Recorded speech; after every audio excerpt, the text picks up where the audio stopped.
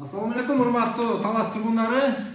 Биз сиздерге кайрадан эле жагымдуу жакшы жаңылык менен экранга чыгып жатабыз. Аны эмесе көңүл буруңуздар.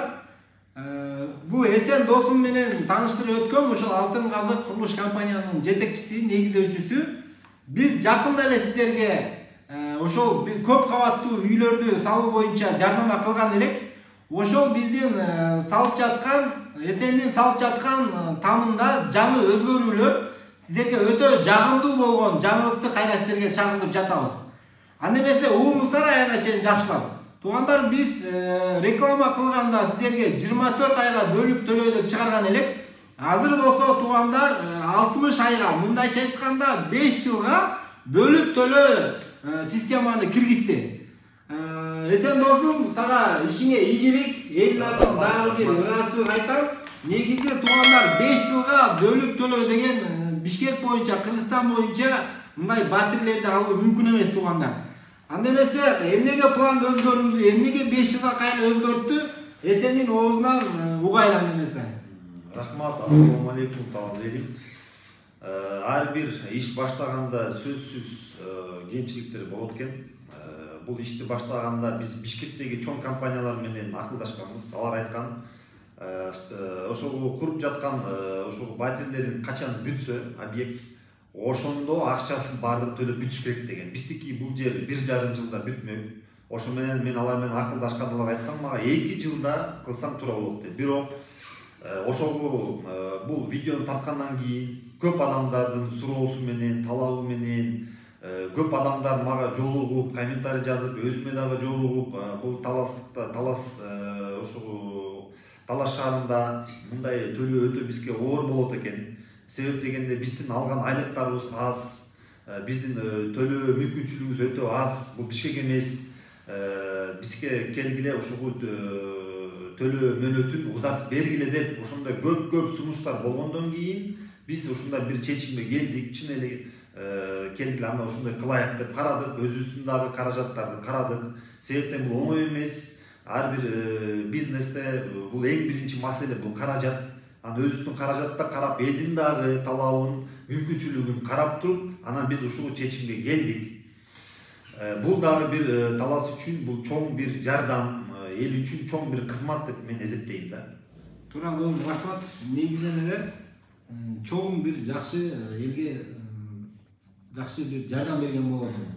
Туугандар, биз азыр мен комментарийлерди окуп аттык. Комментарийлерде кээ бир адамдар ошондо квартиранын баасы канча деп видеонун аягына чейин балким көрбөйбүз, квадратураларын айтканбыз, бирок все равно баасын сурап жатышып атты да.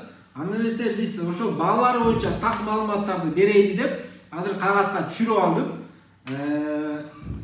Бир комнатный квартира туугандар 36,5 квадрат болот экен. Бир комнатный квартира 36,5 квадрат метр, бул жалпы эсептегенде $21,600 болот екен. Bunun 30%ын төлөгөндө $6,480 берет экенсиздер, первоначальный. Сон менен алганда $550,800. Нар жагында калат экен $15,150. Буну 60 айга чачканда айына $252 айланат экен. Сон менен айтканда ай сайын 21,420 сомдон төлөп турасыздар. Эгер сиздер башында 30% төлөмдү төлөп койгон болсоңуздар, туугандар, квартираны кийин 1,5 жыл ичинде бүтө турган болсо, сиздер квартираны киргизип койсоңуздар эле, бул квартираны эле өзүнүн квартира акысын төлөп, сиздердин бул тамдан кутулуп кете тургандарда мүмкүнчүлүк бар экен. Мындай бир комнатный квартирадан жалпы 10 квартира бар экен. Ал эми туугандар, 2 комнатный квартира алам дей турган болсоңуздар, 59 квадрат метр экен, $35,400 болот экен. Бунун 30%, $10,620 төлөйсүздөр. Сон менен $902,700. Астатак калат $24,780 астатак калат. 60 айга чачканда $413 айына төлөйсүздөр. Сон менен $35,105 сом айына төлөшкө туура келет. Мындай двухкомнатный квартирадан 15 квартира бар экен жалпы. Ал эми трехкомнатный квартира Bunун квадратурасы ушул двухкомнатный менен 1,59 квадрат. Мындай трехкомнатныйда жалпы 10 квартира бар экен. Двухкомнатный менен трехкомнатныйдын төлөмдөрү баалар окшош болот. Турайтынбы баары? Туура. Анан досум дагы бир суроолор бар. Бул ПСО болот, подсамоделка. Подсамоделка. Подсамоделканын ичинде эмнелер кирет? Ага биринчи эң негизги киребериштеги эшик кирет. Негизги киребериште бир эшик кирет. Ичинде суу түтүктөрү ар бир ошого жанагы туалетке, кухняга ошого түтүктөр тартылат. Анын ичинде электричество Кафеленеби? жок, кафеленбейт, ичи шыбалат. Анан полу болсо стяжка болот. Анан отоплениянын трубалары кирип, ага жанагы батареялар дагы ошого тагылат. Анан счетчик болот, счетчик кирет, анан электричество ошо чыгып ар бир жерге чыгарып коебуз. Монтаж бүтөт. Монтаж бүтөт. Ошого баардыгы ичине кирет. Жакшы досум, дагы суроо берейин. Комментарийлерди окуп атабыз. Ушул каршы чыгып аткан элдердин ушул жанындагы домдордун жителleri ушундай комментарийлер жазып атат да, биз каршыбыз деген. Ушул кандай түшүнсө болот? Бул жерде мындай, бул үй шахка жабышып турат экен. Бул үй өзү. Анан ошол шахтын үйүндөгүлөр баардыгы каршылыгы жок. Алардын баары уруксат берген. Анан бирок бул үйгө тиешеси деле жок. Нар жак бетте үй бар. Ошого үйдөгүлөрдүн анча мынча ошого элдери бар экен, каршылык кылып, бул жерде бизде бала бакча болмок экен, анан булар бизге ошо бала бакчабыз жок деп, ошондой ойнойт турган, бала ойнойт турган аянтчабыз жок деп булар айткан экен да. Бирок бул жер мурун эле Кызыл Ките үй менен чийилип, бул жер мурун эле бул жер берилип кетиптир. Эми аны биздин бул жерге эч кандай тиешибиз жок. Биз бул жер даяр документтери менен, уруксат кагаздары менен, проект менен баардык уруксат мыйзамдуу чегинде уруксат кагаздарын биз алдык. Анан бул жерде ошо комментарийларды сиз турай түшүндүрүп жазышып атыптыр, биз каршыбыз деп. Аларга күн жактан дагы эч кандай немеси жок. Күн тоспойт. Ооба, күн тоспойт. Алар биздин үй алардан бул жак бетте турат. Эч кандай аларга тоскоолдук жок. Бирок алар айтып атат, биз бул жерге өзүбүздүн тиги машинабызды коебуз деп чыккан. Машина кое турганда алардын тиги стоянкасы бар. Кыскасы, анан биз аларга дагы айттык, келгиле, мен мына эшиктин алдына оңдоп берейин.